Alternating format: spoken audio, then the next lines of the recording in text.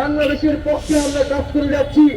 সেই পক্ষে আপনারা দলদলীয় প্রার্থীদেরকে বিজয়ী করে সংসদে পাঠাবেন। দলদলীয় নির্বাচনমুক্ত সরকার গঠনের লক্ষ্য নিয়ে এবারের নির্বাচনে মাঠে নেমেছে।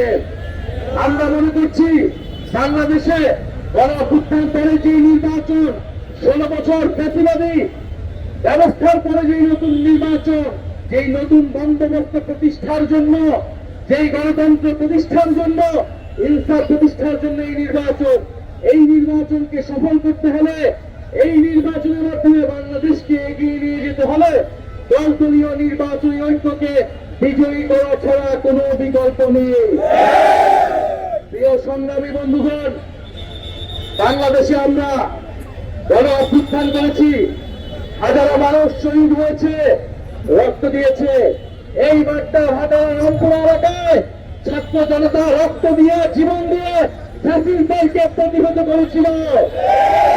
আমরা গণ অভ্যুত্থান করেছিলাম কেবল একটা সরকার বদলের জন্য না। এক হাসিনা চলে যাবে, নতুন হাসিনা তৈরি হবে, এর জন্য আমরা কেউ রক্ত দেই নাই, জীবন দেই না। এক চাঁদাবাজ চলে যাবে, নতুন চাঁদাবাজ তৈরি হবে, এর জন্য আমরা রক্ত দেই নাই।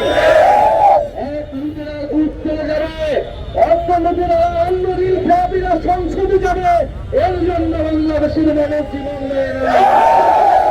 প্রিয় সংগ্রামী বন্ধুগণ, আমরা জীবন দিয়েছিলাম বাংলাদেশের সংস্কার হবে, গণতন্ত্র প্রতিষ্ঠা হবে, মত প্রকাশের অধিকার প্রতিষ্ঠা হবে, সমাজে ইনসাফ প্রতিষ্ঠা হবে, বাংলাদেশের সার্বভৌমত্ব কায়েম হবে এবং সাম্য প্রতিষ্ঠা হবে।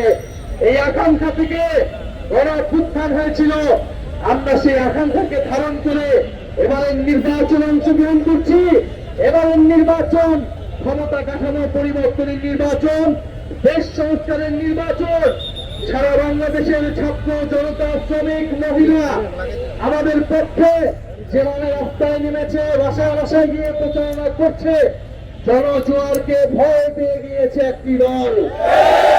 সেই জনজোয়ারকে ভয় পেয়ে এখন নানান ধরনের বিভ্রান্তিমূলক কথাবার্তা ছড়ানো হচ্ছে, নানান নেতিবাচক কথা বলা হচ্ছে, ভয়ের পরিবেশ তৈরি করা হচ্ছে, আতঙ্ক তৈরি করা হচ্ছে।